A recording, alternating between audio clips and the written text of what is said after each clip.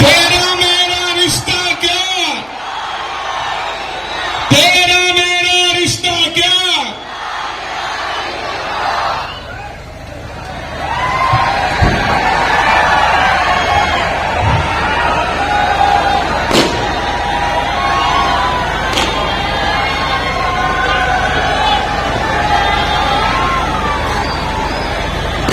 बिस्मिल्लाहिर्रहमानिर्रहीम।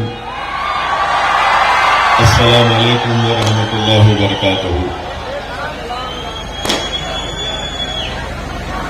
सदर जलसा कमालुद्दीन साहब, कामा पहलवान साहब, मुअज़्ज़िज़ हाज़रीन इकराम, बुजुर्गान कौम और मिल्लत, मेरी इज़्ज़तदार माँ और बहनों, गयूर नौजवान साथियों, मेरे तमाम मंजलिसी रुफ़क़ा, शहनशीन पर तशरीफ फरमा,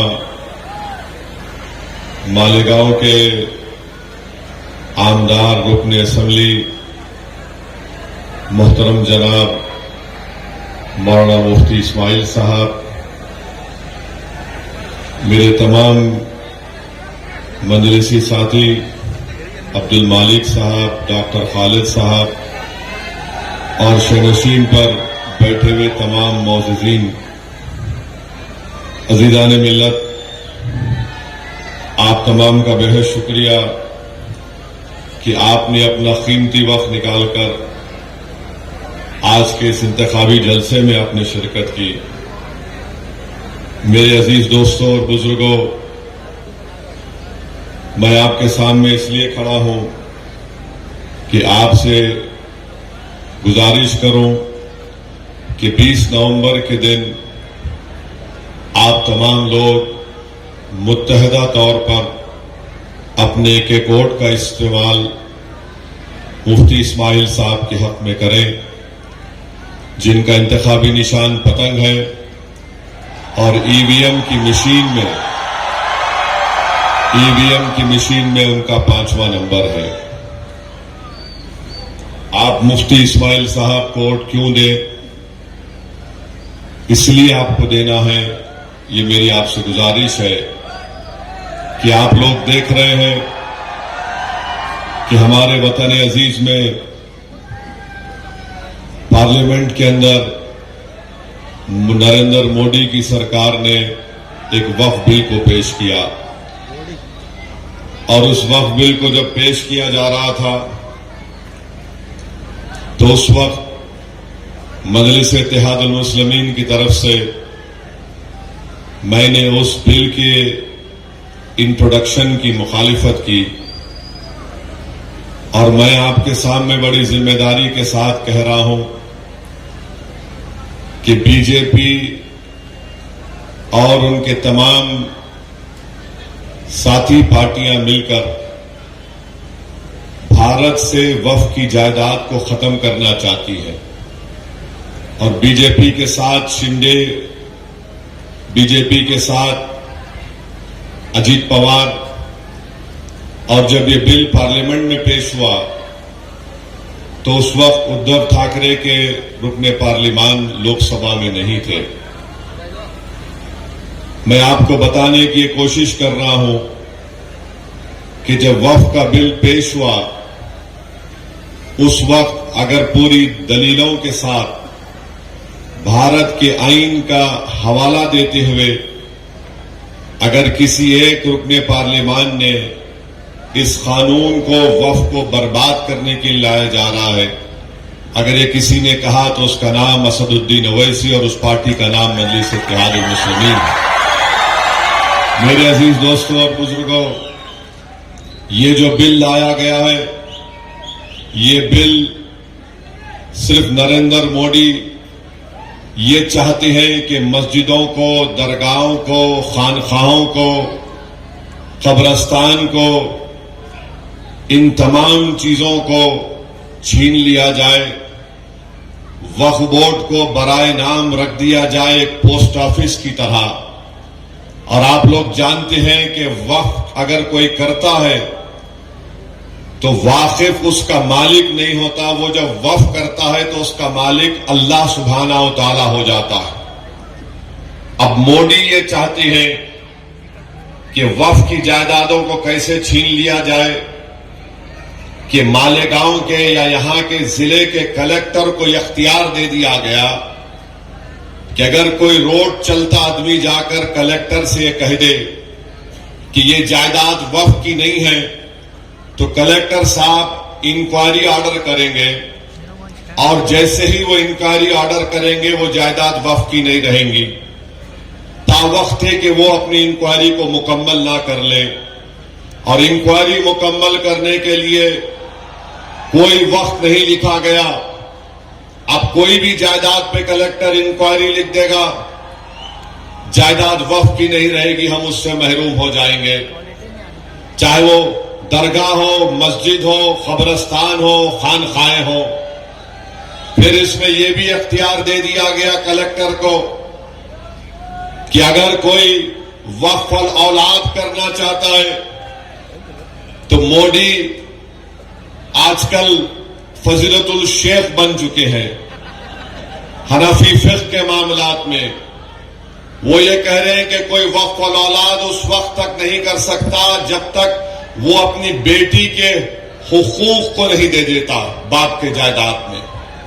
हम नरेंद्र मोदी को ये बताना चाह रहे हैं कि वक्फ औलाद में भी एक वालिद या कोई भी उसकी मां अपनी पूरी जायदाद को अल्लाह के नाम पर वक्फ करती है, उसका बेनिफिशियरी अपने बेटे और बेटियों को बनाती है। उसका मुतवल्ली कोई मर्द भी हो सकता है और खातून भी हो सकती है, मगर नरेंद्र मोदी वक्फ औलाद को खत्म करना चाहती है। वक्फ बोर्ड में, महाराष्ट्र वक्फ बोर्ड में, रियासती वक्फ बोर्ड में पूरे अराकीन अल्पसंख्यक समाज के मुसलमान होते हैं। मोदी ये करना चाहते हैं कि जरूरी 2 गैर मुस्लिम होंगे और उनको इतनी बड़ी तादाद में गवर्नमेंट नॉमिनेट भी कर सकती है कि मुसलमानों से ज्यादा गैर मुस्लिम हजरात को वक्फ का मेंबर बनाया जा सकता है इस बिल में। आप बताइए, जब ये सब चीजें होंगी तो फिर अगर किसी जायदाद अगर वक्फ किया मालेगांव में, उसकी कमेटी में कोई भी गैर मारूफ शख्स को बना दिया जाएगा। मकसद एक ही है कि भारत में वक्फ की जायदादों को खत्म करके रख दिया जाए। किस तरीके से मस्जिदों को छीन लिया जाए, किस तरीके से दरगाहों को उस पर तनाजा पैदा कर दे, कब्रिस्तान की जमीनों को हासिल कर ले।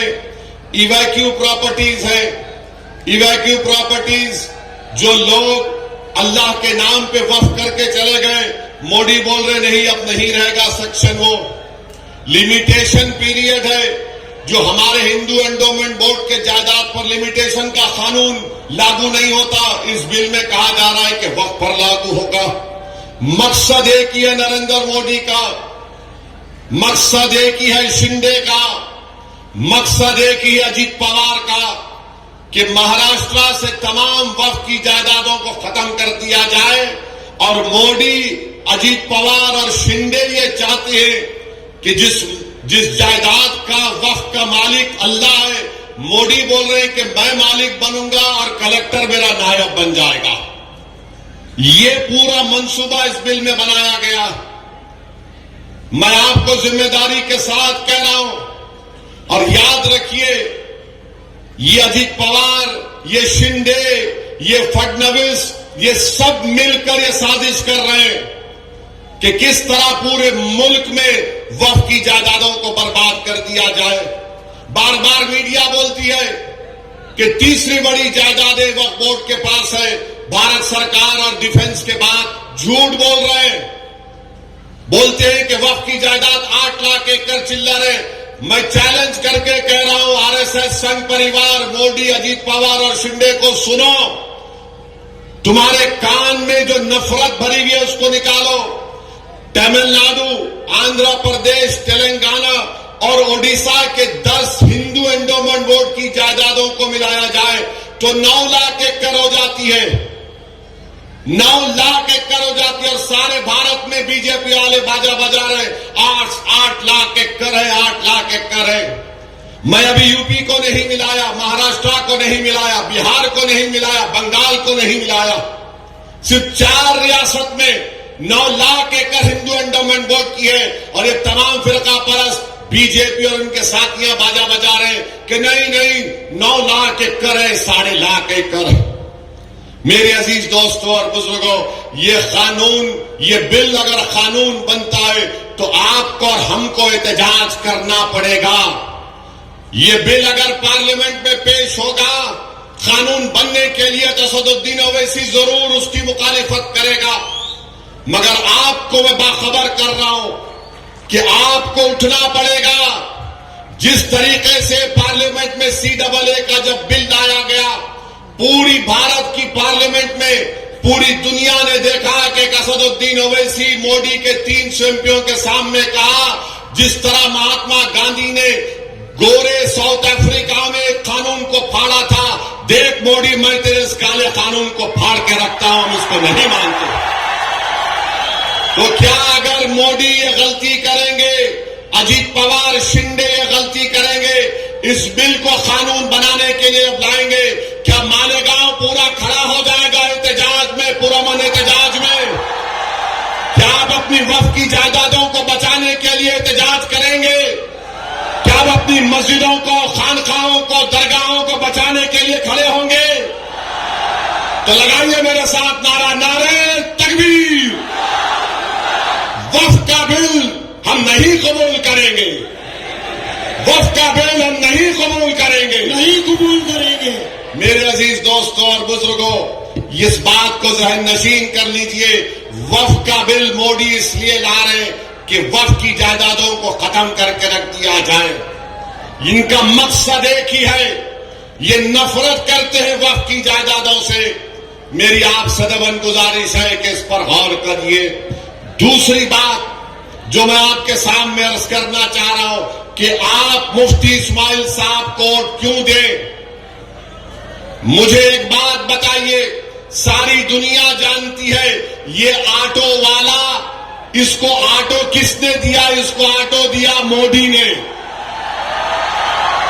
इसको ऑटो दिया शिंदे ने, इसको ऑटो दिया अजीत पवार ने। ये तीनों की मिठाई लेकर मालेगांव में ऑटो चला रहा है। ये इत्तेहाद का ऑटो नहीं है, ये मोदी शिंदे और अजीत पवार का ऑटो चला रहा है। मैं आपको पूछना चाह रहा हूं, ये अगर मुफ्ती साहब इंशाअल्लाह जीतेंगे, मैं आपको एक बात की गारंटी दे रहा हूं कि मुफ्ती इस्माइल और मजलिस इत्तेहादुल मुस्लिमीन कभी शिंदे, फडणवीस, अजीत पवार, मोदी, अमित शाह का साथ नहीं दिए, ना कभी देंगे चुनाव के बाद, जीतने के बाद। मगर अगर ये ऑटो वाला जीतेगा, खुदा ना खास्ता, तो ये जाकर गोद में बैठ जाएगा शिंदे के, ये गोद में बैठ जाएगा अजीत पवार के, और ये मोदी के साथ बैठकर उसकी बनाई हुई चाय पिएगा। ये फर्क है मुफ्ती इस्माइल में और इस ऑटो वाले में। और याद रखो, मालेगांव की आवाम दो समंदर के किनारे एक नहीं हो सकते। एक तरफ हक है, सच्चाई है, एक तरफ बातिल से मुकाबला है, एक तरफ जो वक्फ के कानून के जरिए वक्फ को खत्म करना चाहते हैं, ये ऑटो वाला वक्फ का कानून खत्म करने वालों के साथ साजबाज करके मालेगांव में आया है और मालेगांव में वक्फ की जायदादों को खत्म करना चाहता है। इसकी जबान पर मोदी का स्टैंप है, इसकी जबान पर शिंदे का स्टैंप है, इसके दिल में अजीत पवार की मोहब्बत है और मालेगांव के अवाम के लिए नफरत है। इस बात को आपको ज़हन नशीन करना पड़ेगा कि आप क्यों मजलिस इत्तेहादुल मुस्लिमीन के हक में वोट देंगे। तीसरी बात जो मैं आपके सामने अर्ज करना चाह रहा था वो ये है कि देवेंद्र फडणवीस ने बयान दिया, ऑटो वाला तो कुछ नहीं बोलेगा, मैं ऑटो वालों के खिलाफ नहीं हूं, ये निशान जो दिया गया उसके बारे में बोल रहा हूं। 20 तारीख को भी आप ऑटो में ही बैठकर जाएंगे और बटन पर बटन दबाएंगे इंशाअल्लाह। 20 तारीख को कोई साइकिल पर भी जाएगा और बटन पर ही बटन दबाएगा। ऑटो तो हमारा गरीबों का चलाने का रोजगार का जरिया है, मगर ये अपने नफ्स के लिए, अपने तमाम अजायम जो बुरे हैं उसकी तकमील के लिए, वक्त की जायदादों को खत्म करने के लिए शख्स आया। इसकी नीयत साफ नहीं है। जब पार्लियामेंट का इलेक्शन हुआ, धूलिया पार्लियामेंट में मालेगांव आता है, तो बीजेपी को बड़े पेट में दर्द हुआ कि मुफ्ती इस्माइल ने ऐसा कौन सा वजीफा पढ़ के फूंक दिया कि बीजेपी का सिटिंग एमपी हार गया। ताई जीती नहीं जीती, जीती ना, आपने भी दिया ना आपने ताई को। मुफ्ती इस्माइल कहां खड़े थे और ये कहां खड़ा था? किधर खड़े थे दोनों? मेरे भाई, अब देवेंद्र फडणवीस बोल रहे मालेगांव सेंट्रल में वोट जिहाद हुआ, धर्म युद्ध हुआ। देवेंद्र फडणवीस को नहीं मालूम, क्योंकि वो फडणवीस है, वो अपने आप को बड़ा समझते और मालेगांव की जनता को नीचे समझते। सुनो फडणवीस, तुम बड़े नहीं हैं, न मैं छोटा हूं, मैं तुम्हारे बराबर हूं बाबा साहेब अंबेडकर के संविधान के लिहाज से। तुम्हारे दिमाग में जो फितूर है ना कि मैं फडणवीस हूं, ये ओवैसी है, ये मुफ्ती इस्माइल, ये अब्दुल मालिक है, वो गया जमाना। वो जमाना नहीं रहा कि तुम ऊपर बैठेंगे मैं नीचे बैठूंगा। हाँ, ये जो ऑटो का निशान लेकर आया है फडणवीस, वो तेरे पास नीचे बैठता होगा, मगर हम तेरे सामने, मोदी के सामने झुकने वाले नहीं है, न मालेगांव की जनता झुकने वाली है। अब फडणवीस ने क्यों कहा? फडणवीस को तारीख नहीं मालूम। फडणवीस को हम जरा हिस्ट्री पढ़ाते। फडणवीस सुनो, 1818 में यही मालेगांव था। मालेगांव के किले में मराठा और अंग्रेजों की जंग हुई। उस मराठाओं की फौज में मालेगांव के गय्यूर मुसलमान थे, जिन्होंने अंग्रेजों से खूब मुकाबला किया। 30 मुसलमान शहीद हुए मराठाओं की फौज में, और अंग्रेजों ने 36 बंदूक, तोप, 800 गोला बारूद और 35,500 गन पाउडर इस्तेमाल किया 1818 में। फिर 1921 में फडणवीस सुनो, 1921 में नॉन कोऑपरेशन मूवमेंट हुआ, तो मालेगांव के सरफिरे लोगों ने 47 में आजादी मिली। मालेगांव के लोगों ने कहा, 1921 में कहा कि अभी हम अंग्रेजों का परचम किले से निकालते, अंग्रेजों के परचम को निकालकर फेंक दिया। फडणवीस को नहीं मालूम, उनके पेट में दर्द हो रहा है, क्योंकि फडणवीस तुम्हारे पूर्वज नहीं थे, वो मुफ्ती इस्माइल अब्दुल मालिक के पूर्वज थे, जिन्होंने 1921 में झंडा निकाल दिया। तुम्हारे साथ तो वो शख्स बैठा हुआ है, तुम्हारे साथ फडणवीस वो शख्स बैठा हुआ है, तुम उसको मदद कर रहे हो, तुम उसको पनाह दे रहे हो, जो मालेगांव के जनता के घरों में, दीवारों में, दिलों में तोड़ना चाहता है, घर घर को बांटना चाहता है। और हमारे बुजुर्गों ने 1921 में फडणवीस अंग्रेजों के झंडे को निकाल दिया। और फडणवीस मरने वालों के नामा क्या थे? सुलेमान शाह, इस्राइल अल्लाह रखा, शाबान भिकारी, बुद्धू फरीदास, अब्दुल गफूर, अब्दुल्ला खलीफा और मोहम्मद हुसैन को अंग्रेजों ने जेल में टार्चर करके मार दिया। फडणवीस, क्या तुमको तकलीफ इसलिए हो रही है कि तुम्हारे ऊपर के लोग कोई नहीं थे, ये हमारे लोग थे पूरे? मालेगांव सेंट्रल, मालेगांव सेंट्रल, फडणवीस की जबान से क्या निकला? मालेगांव निकला नहीं निकला? निकला नहीं निकला मालेगांव? क्या कहा वोट जिहाद, क्या कहा धर्म युद्ध? तो फडणवीस ने क्या किया?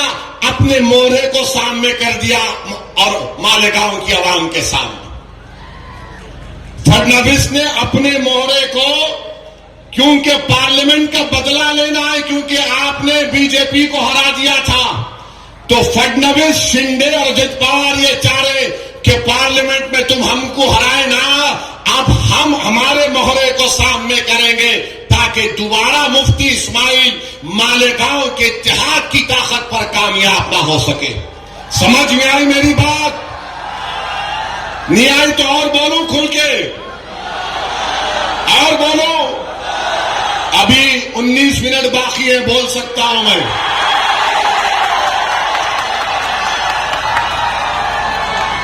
तो ये बीजेपी, आरएसएस और मोदी को सबसे पूरी ज्यादा तकलीफ इस बात की है कि हम धूलिया कैसे हार गए, ये मालेगांव सेंट्रल वालों ने क्या काम कर दिया।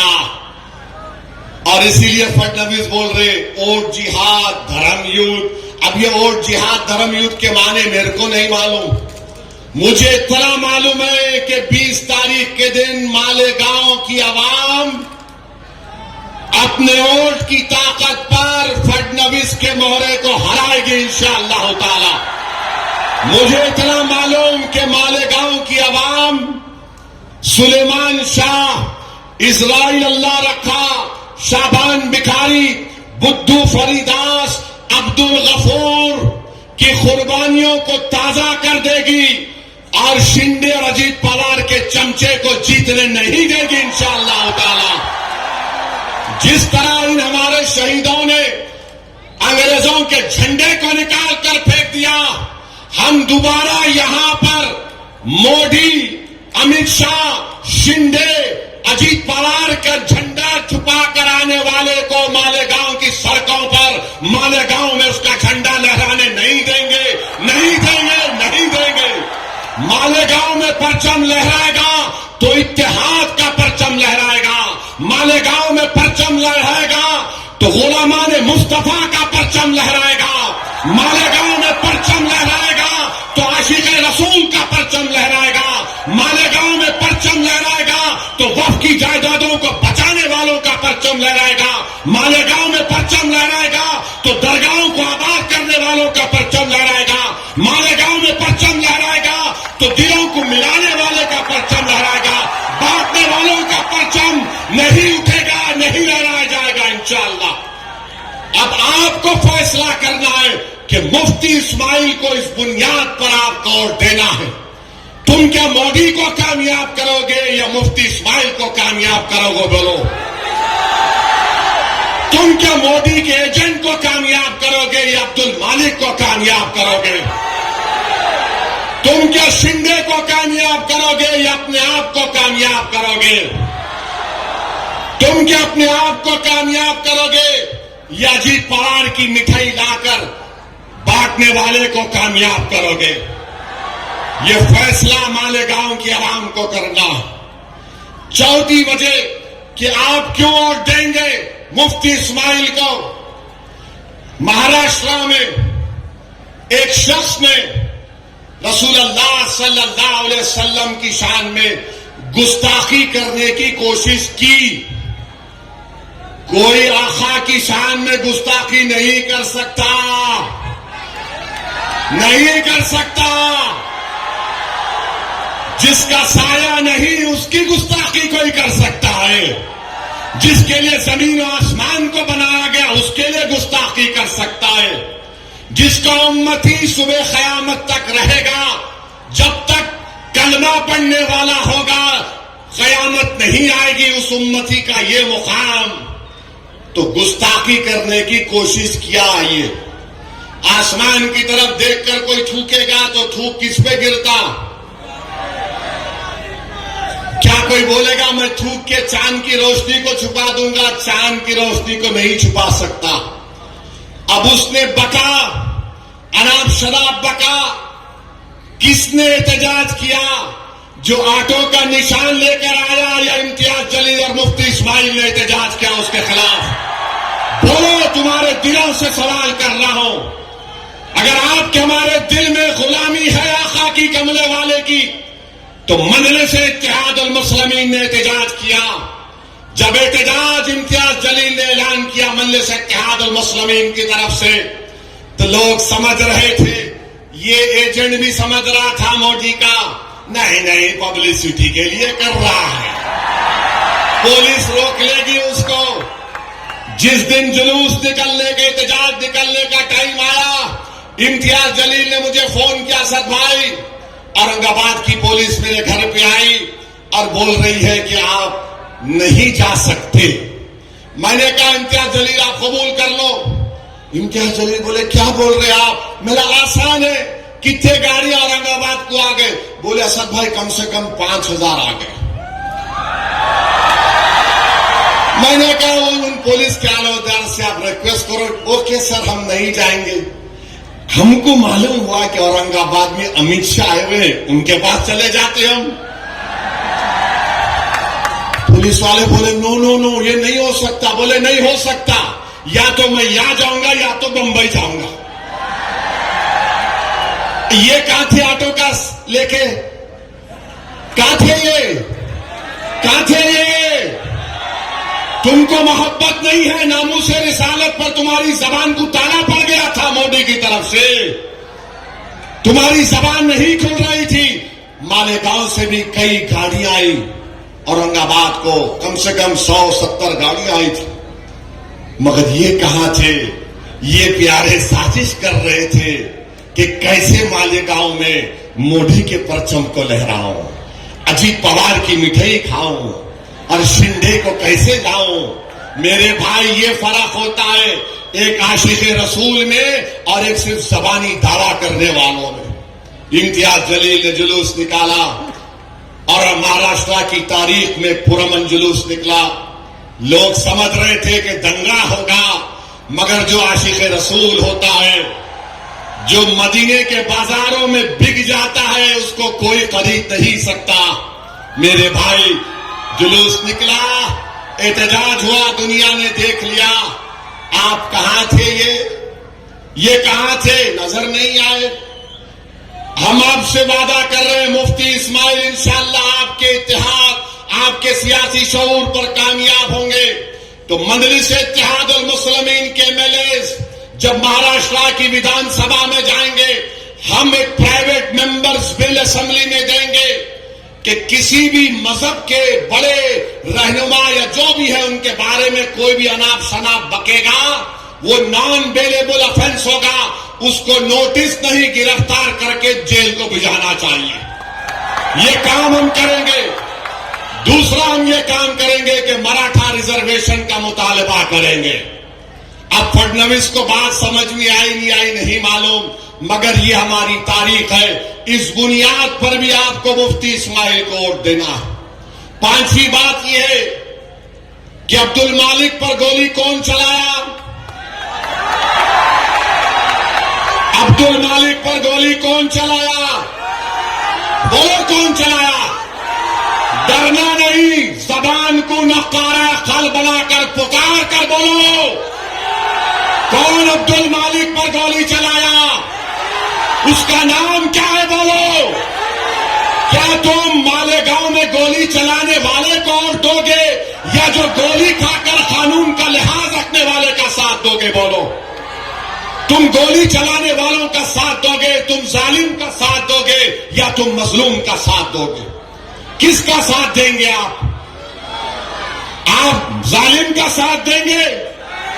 आप मजलूम का साथ देंगे? आप कमजोर का साथ देंगे? तो इस वजह से भी आपको मुफ्ती इस्माइल को वोट देना। और जो गोली चला रहे हैं, मैं उनसे भी कह रहा हूं, भाई साहब तुमको भी एक दिन मरना है, हम सबको एक दिन मरना है। कोई दुनिया में नहीं मरता जब तक उसका टाइम नहीं आया। मेरी गाड़ी पर भी 6 फीट के फासले से इबलीस की औलाद ने गोली चलाई थी। यजीद के चाहने वालों ने गोली चलाई थी। मैं और यामीन बैठे थे टोल गेट के पास, 4 या 6 गोलियां मारे, ताड़ ताड़ ताड़। खैर हम निकल गए और ये जालिम बोलता कि अरे हम मारना चाहते थे, इन्हें नहीं मरा। अरे मैं तुमको बोल रहा हूं, तुम फिर से कोशिश कर लो, तुम 6 मारे ना 12 मारो, अगर उन्हें नहीं छाएंगा तो कुछ नहीं होगा। और ये गोली चलाने वाले सुन लो, तुम मौत से डरते, मौत हमारे लिए हमारी महबूबा है, याद रखो। मैं अब्दुल मालिक के बाप की मौजूदगी में बोल रहा हूं, हम मौत से डरने वाले नहीं हैं। अरे मौत को तो गले लगाना हमारा काम है। एक साल से इजराइल गाजा में 40,000 लोगों को मार दिया, मगर वहां का बच्चा भी बोल रहा, ले पत्थर, फलस्तीन जिंदाबाद। आप हमको 4 गोलियां अब्दुल मालिक को मार के जख्मी करके, याद रखो जख्मी शेर ज्यादा खतरनाक होता है। मगर इनका मंशा और मकसद क्या है? जो गोली पर भरोसा करते, बैलेट पर नहीं करते, जो गोली पर भरोसा करते, जमहूरियत पर नहीं करते, वो आपके वोट के हकदार नहीं है।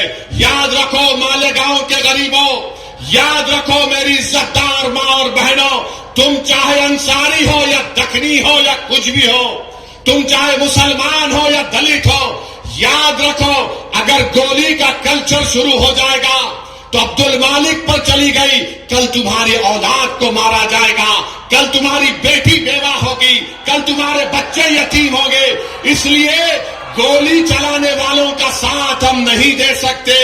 जान बचाने वालों का साथ दो, जान लेने वालों का साथ मत दो, कातिलों का साथ मत दो, जिंदगी बचाने वालों का साथ दो।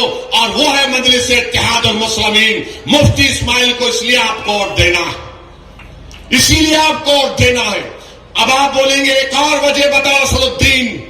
एक और वजह यह है मेरे दोस्तों, करबला का मैदान है, इमाम हुसैन है, पानी बंद कर दिए, खुद पानी पीते थे, मगर याद रखो तारीख पुकार पुकार कर कह रही है, जिसने इमाम हुसैन का पानी बंद किया, आज जमाना उनको भुला दी। आज जो उस वक्त पानी नहीं पियाले रसूल, आज सुबह क़यामत तक दुनिया उनको याद रखती है। याद रखो जालिमों, तुम्हारा जुल्म ज्यादा चलने वाला नहीं है। तुम ये समझ रहे हो कि तुम किसी को डराएंगे, पोस्टर नहीं लगाना, हम ऐसा कर देंगे, जमीन पे कब्जा कर लेंगे। अरे तुम ड्रग्स को मालेगांव में आम कर दिए, तुम ड्रग्स को मालेगांव में आम कर दिए। क्या नाम है उसका? हाँ, नहीं, और एक नाम भी है, और एक नाम भी है।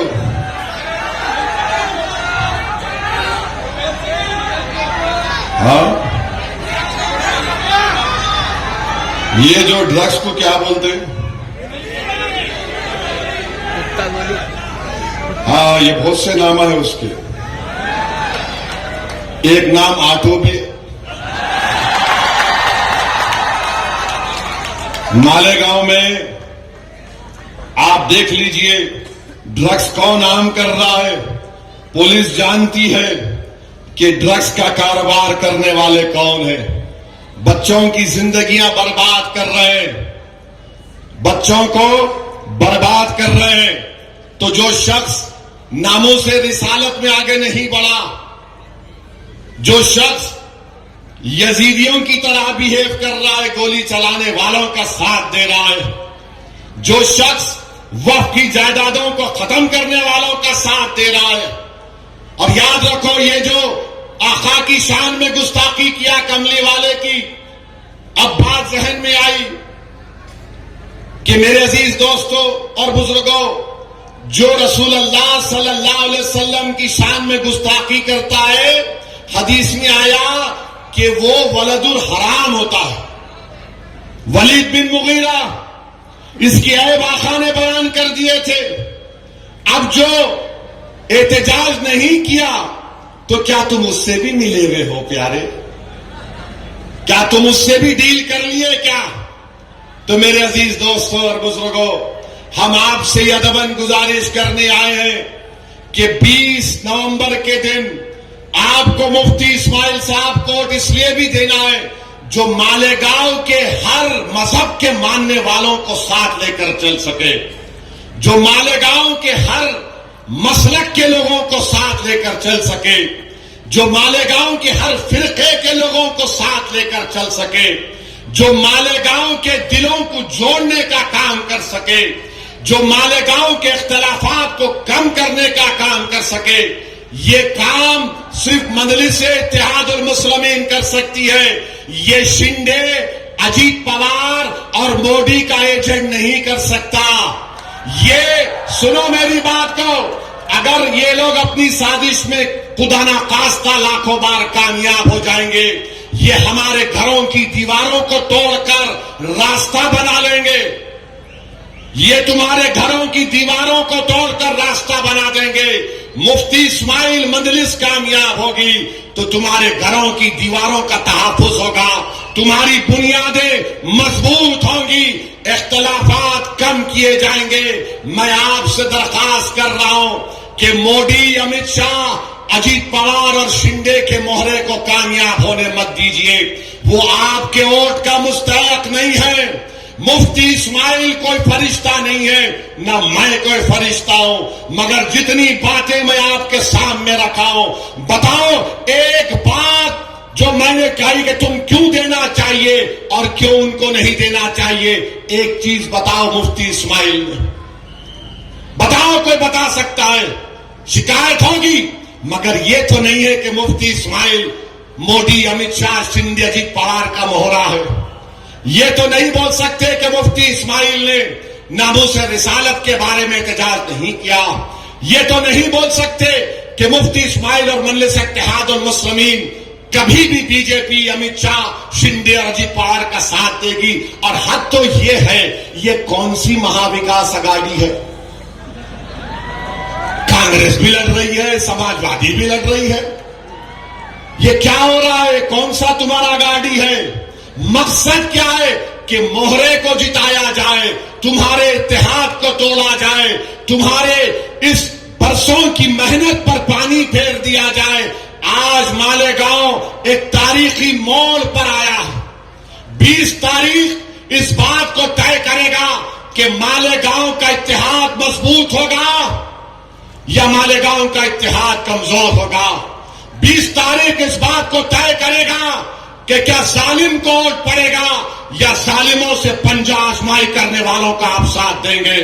20 तारीख इस बात को तय करेगा कि कोई इमाम हुसैन का परचम उठाने वाले का आप साथ देंगे या यजीदी लश्करों का जो मोहरा बनकर आ रहा है उसका आप साथ देंगे। 20 तारीख इस बात को तय करेगा कि आप दिलों को मिलाने वाले का साथ देंगे या दिलों को तोड़ने वाले का साथ देंगे। 20 तारीख इस बात को तय करेगा कि अब्दुल मालिक को इंसाफ मिलेगा या फिर और ऐसे अब्दुल मालिक पर गोलियां चलाई जाएंगी। 20 तारीख इस बात को तय करेगा कि मालेगांव में जो लोग नशा दे रहे हैं, ड्रग्स दे रहे हैं, हम उनका ताकुब करेंगे या फिर वो हम पर हावी हो जाएंगे। 20 तारीख इस बात को तय करेगा कि अगर दोबारा महाराष्ट्र में कोई नामूस रिसालत पर कोई बकवास करेगा तो हम एहतजाज करने वालों का साथ देंगे या फिर जालिमों से जाकर हाथ मिलाने वालों का साथ देंगे। तो बताओ मालेगांव के अवाम, बताओ मेरी मां और बहनों, किसका साथ दोगे आप? किसका साथ दोगे आप? बताओ, हाथ उठाकर बताओ। आप मुफ्ती इस्माइल का साथ देंगे? आप दिलों को जोड़ने वाले का साथ देंगे? आप ड्रग्स को खत्म करने वालों का साथ देंगे? आप गोलियों को चलाने वालों को रोकने वालों का साथ देंगे? आप मालेगांव को कामयाब करेंगे? आप मालेगांव को आबाद रखेंगे? तो आप 20 तारीख को पतंग कहां फिरेगी मालेगांव में? मालेगांव के गलियों से आवाज क्या आएगी?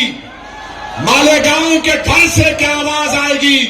मालेगांव के दिल से क्या आवाज आएगी और 20 तारीख को मालेगांव के आसमानों पर क्या लहराएगा? पतंग पतंग पतंग पतंग। ऑटो के तीनों टायर पंचर हो गए इंशाअल्लाह ताला, फिक्र मत करो। इत्तेहाद जिंदाबाद, इत्तेहाद जिंदाबाद, इंतजार मुर्दाबाद, जालिम मुर्दाबाद, मजलिस इत्तेहादुल मुस्लिमीन। पतंग को मुफ्ती इस्माइल, मैं जाऊं इस बात पर कि आप 20 तारीख को पतंग को कामयाब करेंगे तो हाथ उठाकर बताओ, मुक्का बनाओ और बोलो पतंग को वोट पड़ेगा। अस्सलाम वालेकुम व रहमतुल्लाहि व बरकातहू।